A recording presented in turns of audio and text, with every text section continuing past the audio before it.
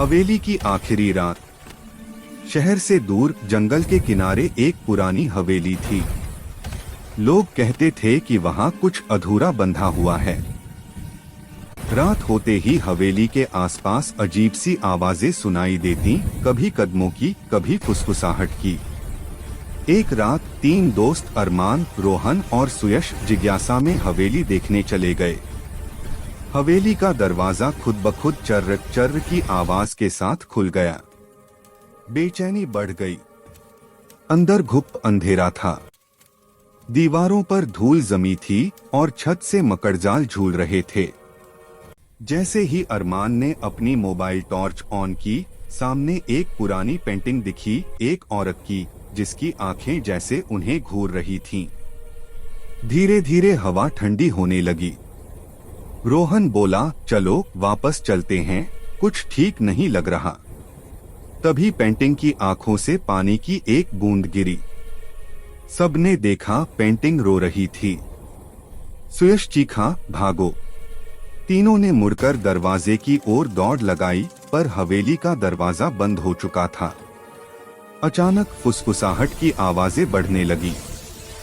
दीवारों से किसी के कदमों की थाप सुनाई देने लगी।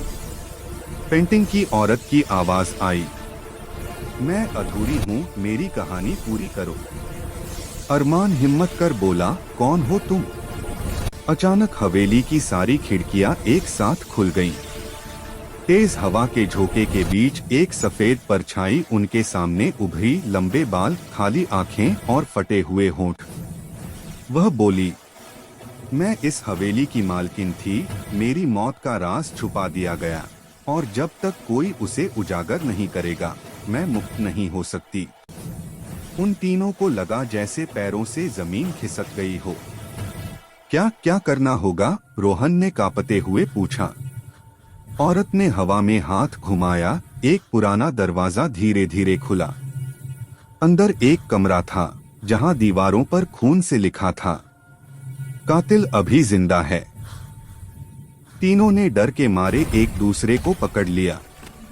तभी अचानक हवा रुक गई, खामोशी छा गई, और फिर उनकी मोबाइल स्क्रीन पर एक नोटिफिकेशन उभरा, welcome to the heaven of no return. तीनों की चीख हवेली में गूंज उठी, पर बाहर किसी ने नहीं सुना, क्योंकि वह हवेली जीवित लोगों को वापस नहीं जाने देती।